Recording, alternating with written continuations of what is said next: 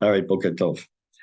Thank you for being um, flexible, for being able to be here on Tuesday morning instead of Wednesday morning. This week has been all messed up for me. I learned my Friday Chavruta, I learned with them on Monday or Sunday, and it's been all messed up. So in the summertime, I know a lot of people are traveling and are busy, and I will not be available next 2 Wednesdays in a row. So that's why I'm doing it this morning. And for those who won't be able to be here in person, of course, it'll be on YouTube. We learned for the Ilu Nishmat Avigdor Chai Avram Ben Meir Tzvi Rachalea. At the same time, we also want to say Mazal Tov to the Lipschitz family on the upcoming marriage next week, Bezrat Hashem, of Asher to Aviva Wapner, Bezrat Hashem. Should be all Muslim bracha. Okay, we are in the chapter, last one, basically, chapter 26, dealing with Kedusha. And we're beginning with the paragraph that starts with the words, V'hinei ha'ish amit kadesh, the person who wants to sanctify himself. It's only a couple paragraphs in, and we'll take a look at this and have a couple interesting stories, I think, to go along with the text. Okay. So we talked about the topic of Kedusha. How did we define it?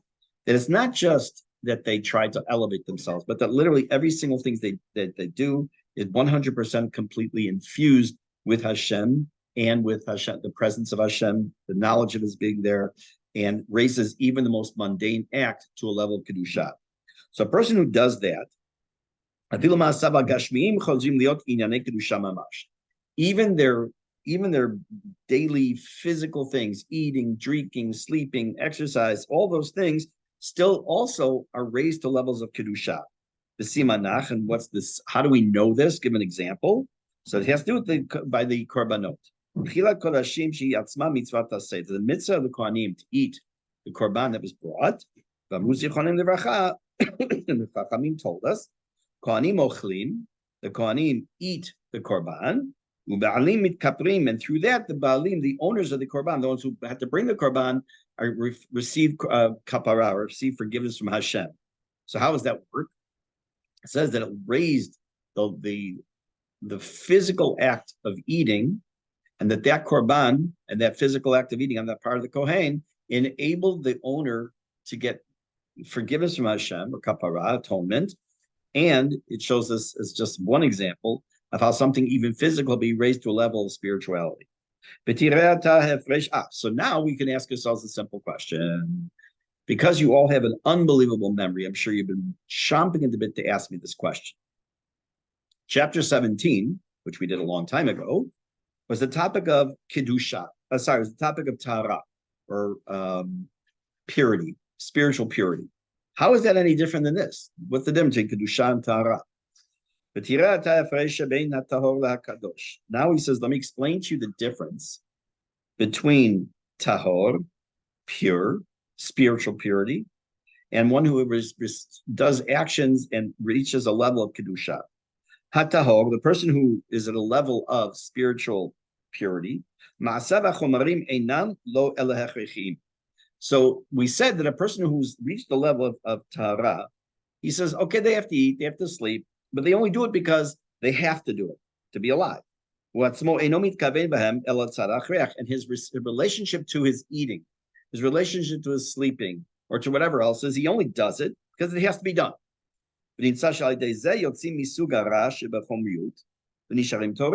So by doing that, why does that make him tahor? How does it make him spiritually pure? Because he has separated himself from the need for that as far as his physical. He's saying, I only do it because I have to do it. If I didn't eat, I wouldn't live. If I didn't sleep, I wouldn't live. So for that, it makes him tahor, for that perspective. But he has not yet achieved the status or the level of someone who has reached a level of kedusha, where we translate loosely as holiness. Why? Because the person who's reached the level of tahora, which is, by the way, a great level to reach, not minimizing it, but a person who's reached that level, if he could get away with not eating or anything else physical, he would. Meaning he's not elevating that necessarily to a level of kedusha. He's just doing it because it has to get done, but he doesn't have any direct connection to it as far as his, I have to do this because I just want to do it. He's doing it because he has to do it. But a person who is one who has achieved a level of spiritual holiness, who's constantly davig tamid lelokav, who's constantly connected to Hashem. And he's constantly walking, as it were, in the truth of the love of Hashem. It's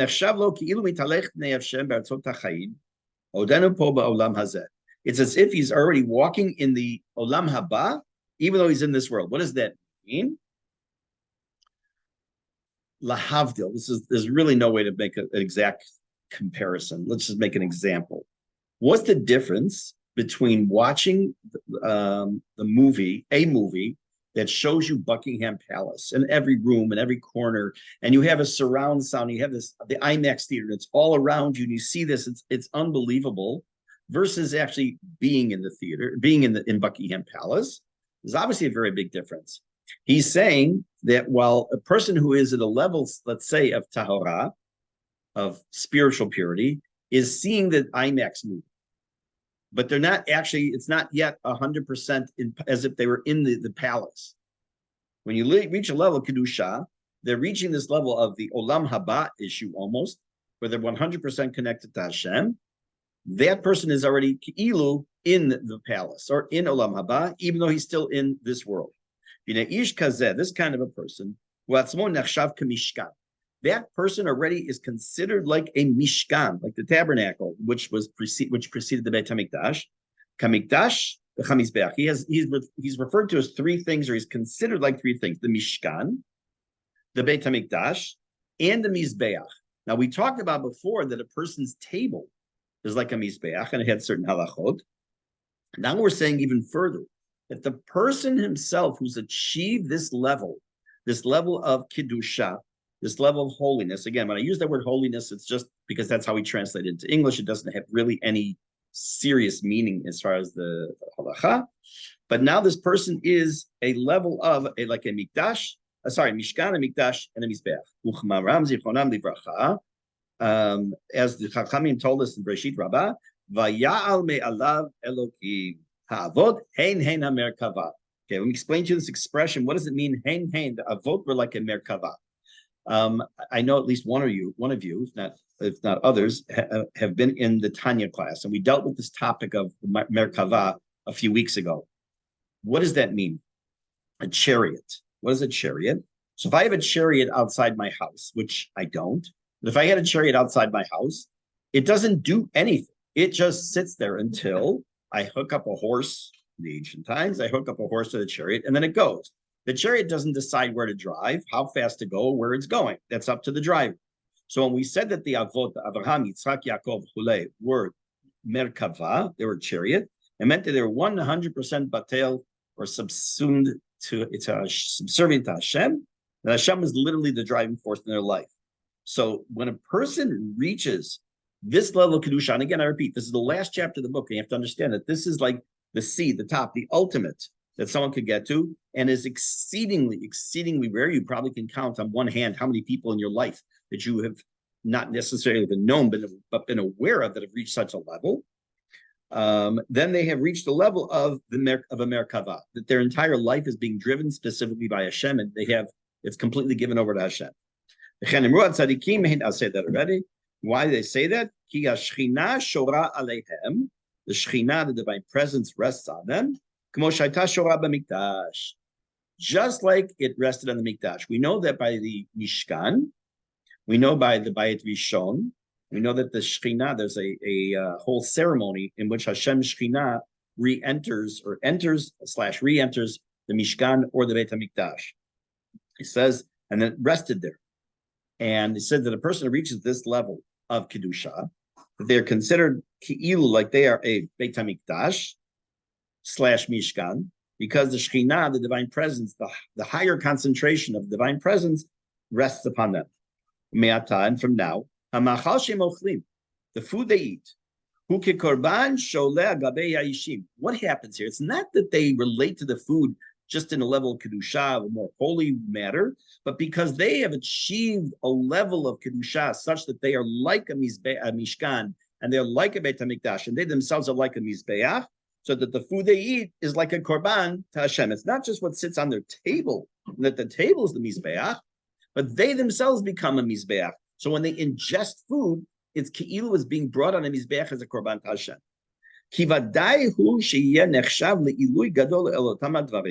Because it can be considered as an elevation for those physical things that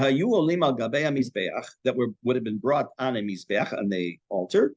Because the time Beit HaMikdash, if I had, let's say, this were the korban, and I put it onto the mizbeach, it moves from being just an animal to having a level of holiness because it's on the mizbeach, because it's being brought before Hashem.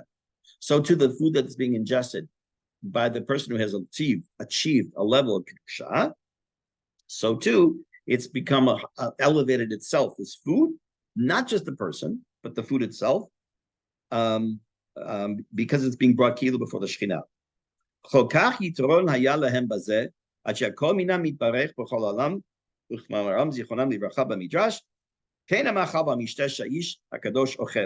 Says it's not just, like I said, I kind of paraphrased this already, not just the person himself is elevated, but the food itself.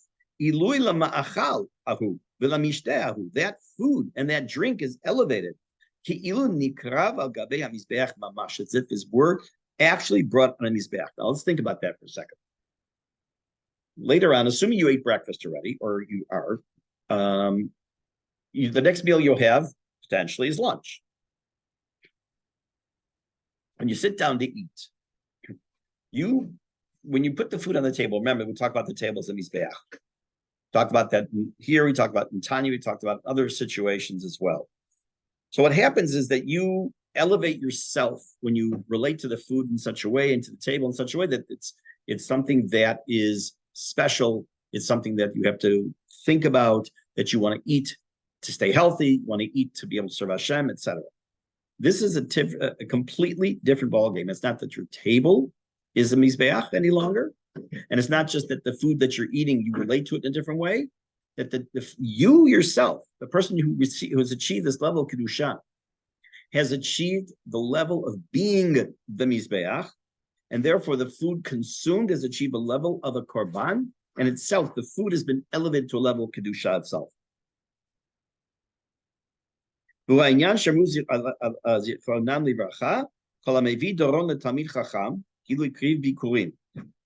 the Gemara says, whoever brings a gift to a Talmid Chacham is as if he brought bikurim. Bikurim are the first fruits that were brought for the Shivat Tamidim, for the 7 species that were brought to the Beit HaMikdash. And we're going to see what this means in a minute. It also says in Yoma that you should fill the throat of a Talmid Chacham with wine, instead of, in place of the wine libations that were brought in the Beit HaMikdash. What is this talking? What do you mean? You bring food, you bring a gift to a Talmid Chacham. It's like you brought a korban, or you put wine, you give wine to a Talmid Chacham, or you give wine to a tzaddik. It's like, wow, that you brought like a korban nisachim. What does this mean? It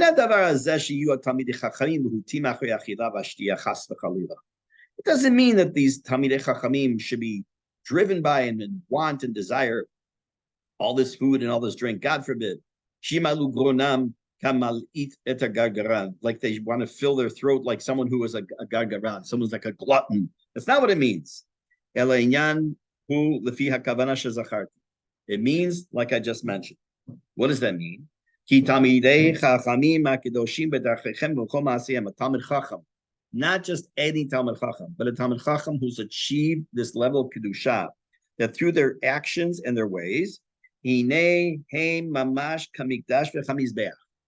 are literally like the Beit HaMikdash and the Mizbeach, because the Shekhinah, the divine presence, rests on them as it rested in the Beit HaMikdash. So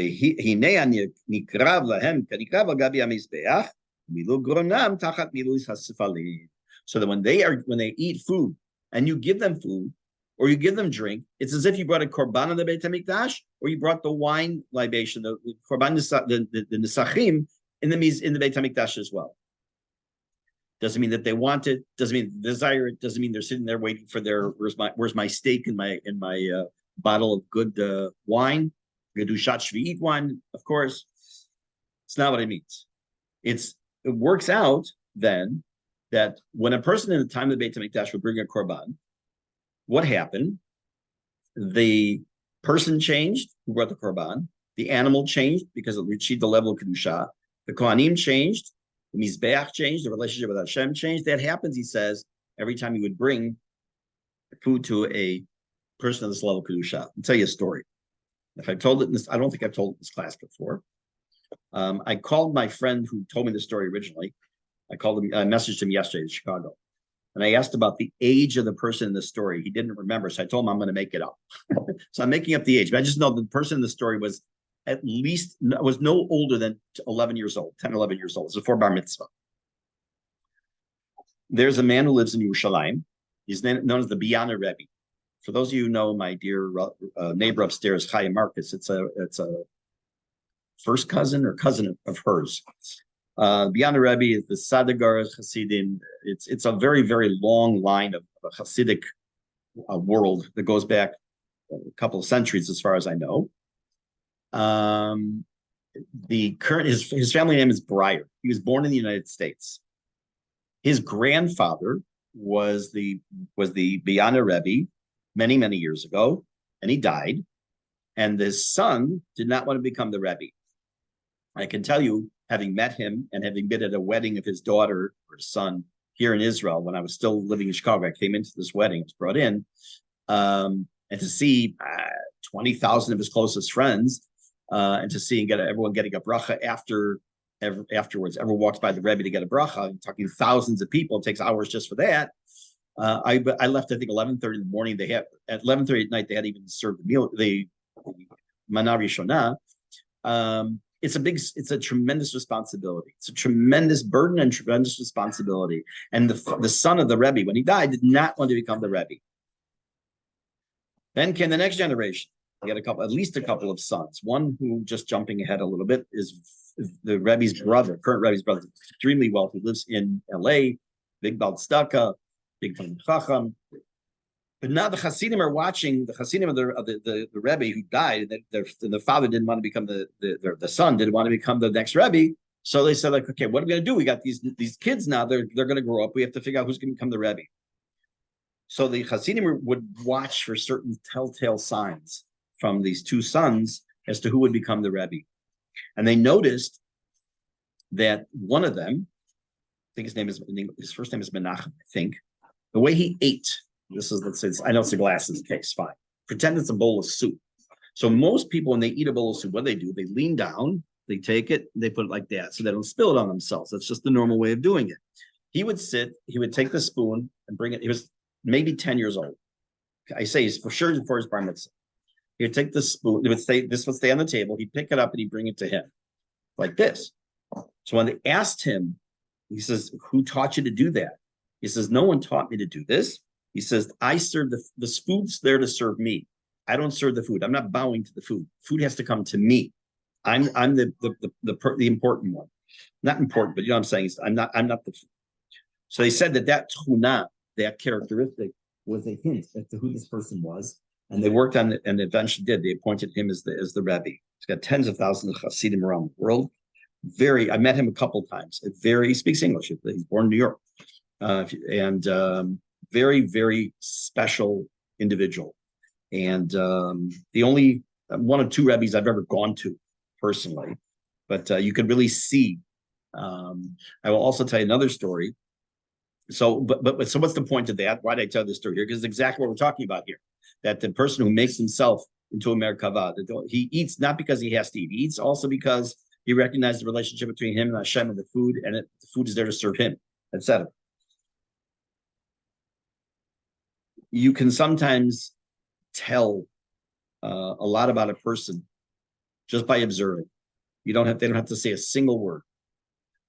And sometimes you can see, unfortunately, we tend to judge people based on their outward appearance, which is definitely, I mean, the Mishnah tells us in Pirkei Avot, don't look at the container, look at what's inside. You have to be very careful how you judge people. You shouldn't. Don't be careful judging. You shouldn't judge people. And unfortunately, you'll find communities where people are very judgmental and people who are less judgmental. Hopefully, less judgmental. But you can tell a lot about a person, how the way they carry themselves. When I was 9, 10 years old, Rav Moshe Feinstein, Zecher Tzadik V'Kadosh Livracha, came to Chicago for the first time. He came for a kenes for Agudas Yisrael in Chicago. And at that time, this is obviously pre 9/11 and all that other stuff, you could go to the gate and wait for someone. I'm sure we all remember going to the gate and waiting for people. So the school I was in, as a student, we all men, the boys and the girls, all packed out, left the school, went on buses. He went to greet Rav Moshe at the airport to sing Or Zarur La Tzaddik and to dance. And he was you're talking about 1968, somewhere around there. He was still a relatively younger man. But we all knew him as a great tzaddik. His great posek tzaddik, his name was known all over the world. And therefore, we wanted to go and greet him.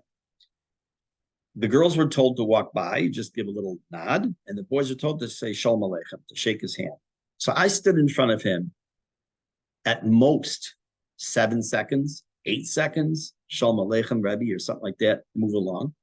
And I will tell you, the image is burned into my mind forever.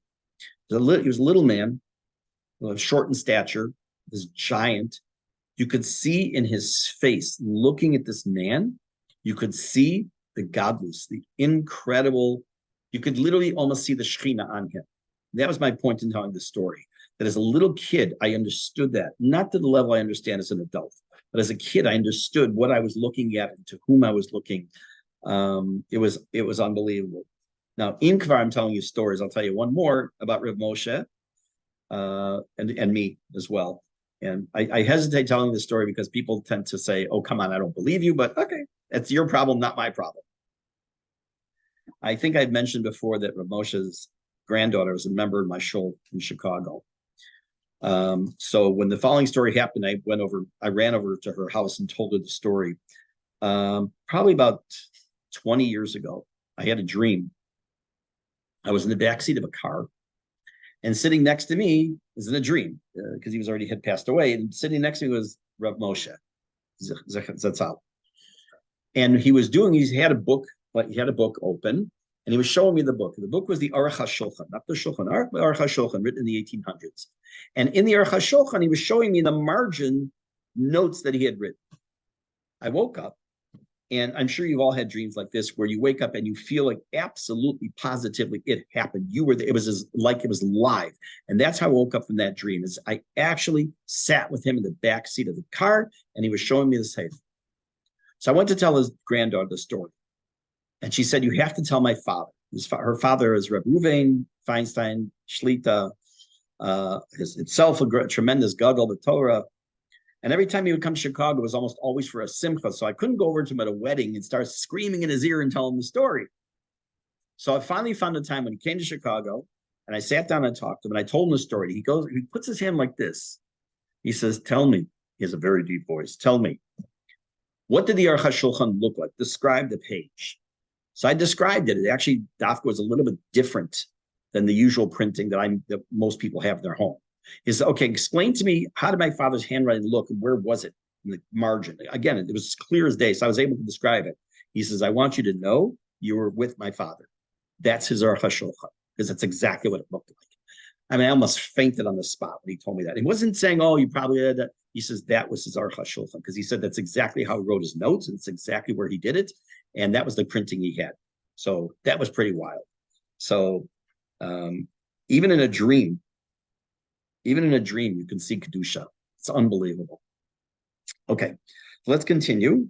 So now we're going to continue on the theme of what happens to the object that the person who is reached this level of Kedusha, what happens to the objects he uses in life, the physical things. Then,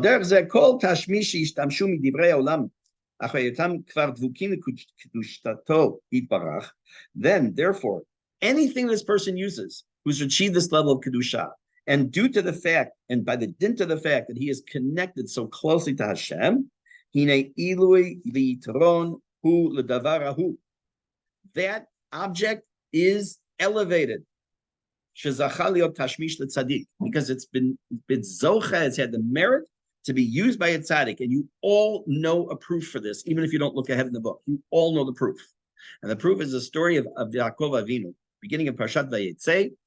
We know that it says that Yaakov Avinu went to sleep, and it says Vayikach miavnei hamakom. He took from the rocks of the area, and then it says that he put his head down. It says that he was on a rock, not one, but instead of saying many rocks, is on one. Why? Because all the rocks said the tzaddik's head should rest on me. So they all unified, and the tzaddik put his head on this. So let's take, what does this mean? Take a look in the text now.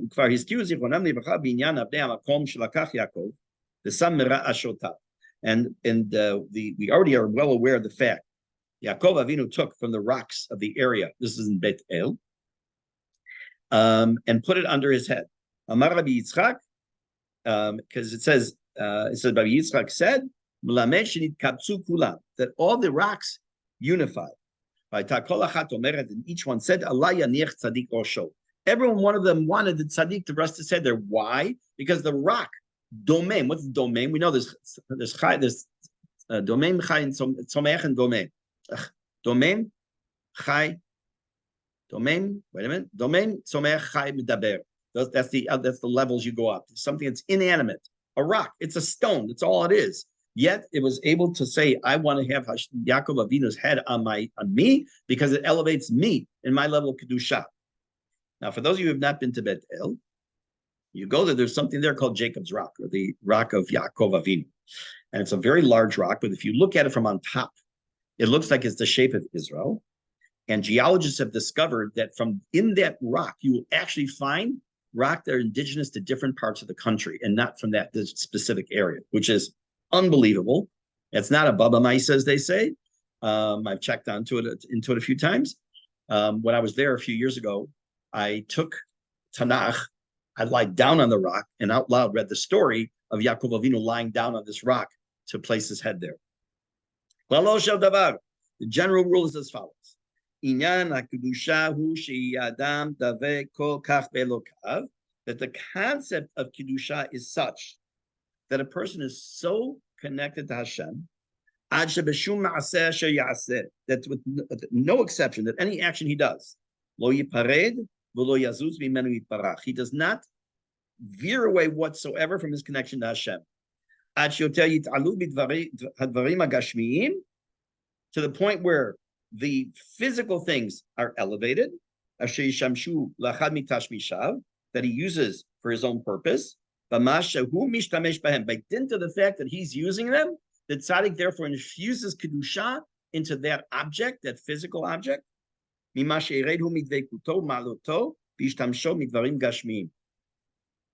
sounds like hocus pocus. It sounds like, come on, give me a break. And I'll prove to you in a very simplistic way that you all understand this. If I were to go to the store, here you're not going to find, I'm sure, too many, but I'll go to the store in the United States and buy a baseball, or a league baseball off the shelf.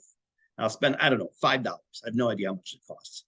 And I give it to you as a gift. I gave you a gift that's worth $5. But if I take the baseball that was authenticated as having been the last home run that Babe Ruth hit, let's assume for a moment it's the exact same size, shape, brand, everything.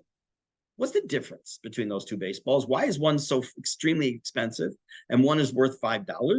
Because it's literally the connection that had that baseball to Babe Ruth. I'm going way back, I know. Babe Ruth, fine. I could have gone Hank Aaron. I watched him hit the one that broke the record. It was right after Shabbat. I turned on the TV, and 2 seconds later, he hit the home run.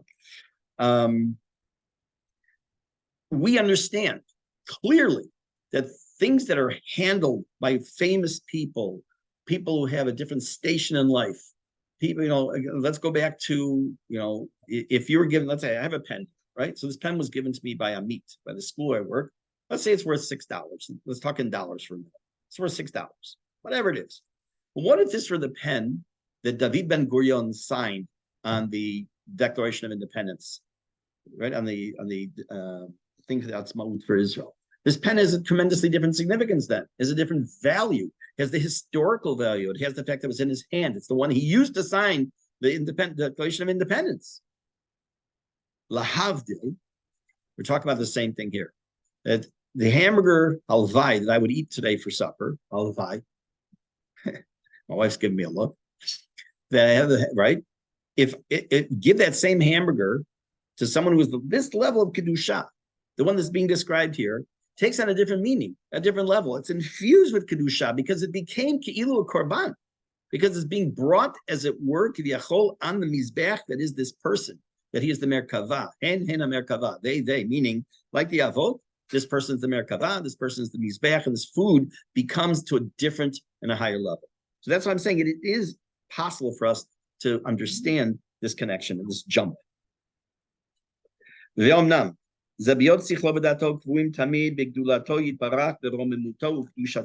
is all based on one assumption. And what is that assumption? That assumption is that the person is, remember, this is an almost impossible position to be in. But this person is constantly aware that this connection with Hashem is there, that they have Hashem's presence on their mind all the time. I just want to see something here. Hold on. Jump ahead for a second. 1 second.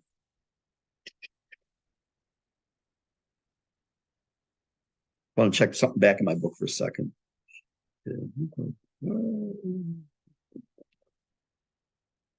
Yeah, I was going to tell you something, but I can't find now, so that's okay. Oh wait, yeah. This again depends on the idea that he has constant awareness that this presence of Hashem with him, both in terms of him physically, in terms of him, his mind, to the point where he almost literally is connected as if it were like a malach, an angel in the heavens, while he's still in this world. This is the second time now in this chapter he said that a person here in this physical world can have an experience as if they were in Olam Haba, or in the Olam HaEmet.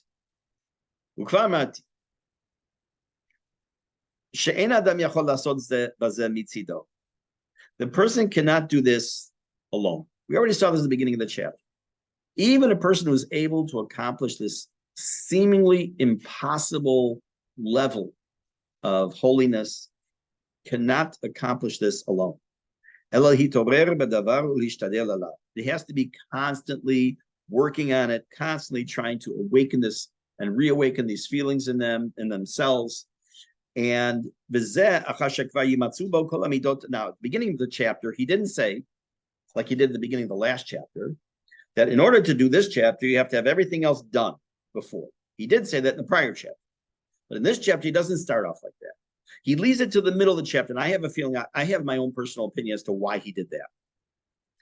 Now, if you look back to Parakaf K, I think it was, he makes a comment near the beginning, not Kaf A, maybe Kaf Dalet. Turning. Yeah. The beginning of Kaf Dalet, when he talks about Yirat Chet, the first thing he tells us is, in order to achieve Yirat Chet, you have to really have accomplished all 23 chapters before. Came along chapter 26, and we're talking about Kedusha. We get 3/4 of the way through the chapter, and now he's about to tell us, oh, by the way, you also have to have accomplished everything else until this point too, including Yirat Chet in the last couple of chapters. And I have a reason why I think he didn't say it at the beginning. Because I think that he wants us to understand at the very last chapter that no matter what, even though he's made a comment in the last midah, that you need everything else in order to accomplish this next chapter, that everyone still needs to strive for something that's listed in every chapter, even though they know Merosh, it's going to be literally impossible. I can tell you it is impossible for me to accomplish this chapter. It is impossible. Without the way my life is now, Impossible. I would need to be cloistered. I need to be segregated from the world. I need a whole bunch of things to be able to do this. There's just no way. I know me. But does that mean I should never try to elevate myself to some level of Kedusha? I should never try to elevate myself to make myself, at the food I eat, that I become the Mizbeach? No, I have that opportunity. So I think he kind of saved that for the later part of this chapter for that reason. We'll see. I don't know. Let's continue. I said that already. Sorry. Let's continue. What does it mean? What does he have to concentrate on? He has to have accomplished all these good character traits and qualities up until this point that have been mentioned. Meaning from the beginning of the book until the one chapter before this. This is the pasuk at the beginning of Parshat Emor, where it says, Bezot yavo Aaron. With this, Aaron's allowed to come to the Kodesh, to the Holy of Holies. So he says here, with this you can come to the Kodesh, meaning it's a play on words, that you come to this level of Kedusha, and to this level of being the Mizbeach, and etc., and you can be successful. Because if you're missing a piece from the puzzle from before, from anything from the other chapters, so then you become like a person, like a Kohen with a blemish. A Kohen with a blemish could not come to the Mizbeach, to the Beit HaMikdash, and serve. So he's using this terminology throughout this chapter of connection and comparing to the Beit HaMikdash, Korbanot, Mizbeach. Once a person has really prepared themselves thoroughly according to this, if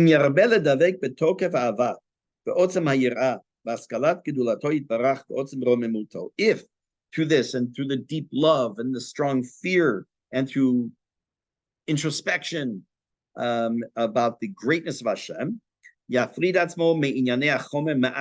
slowly separate himself or detach himself from the physical world and needs. And every one of his moves and actions, he will be able to direct and focus his heart and his mind on this true connection with God. To the point where he'll be given this new spirit from on high. He'll give him what we call Ruach HaKodesh. We're going to see what this means, maybe still today. At that point, that person takes on a level almost exactly like a malach, like an angel. And all of his actions, even the lowly actions and physical actions, will be like sacrifice and service in Beit HaMikdash. Let me see something. Okay, I think what I'm going to do is I'm going to stop here because he's going to start going into connection between Ruach HaKodesh in the beginning of this book, and I'm going to save it for next time. We're not going to get together for a couple of weeks now. I think 2 weeks from today, if I'm not mistaken. For sure not for the next couple, this Wednesday and the next Wednesday, for sure not meeting. I'll update you in the group, Bezrat Hashem.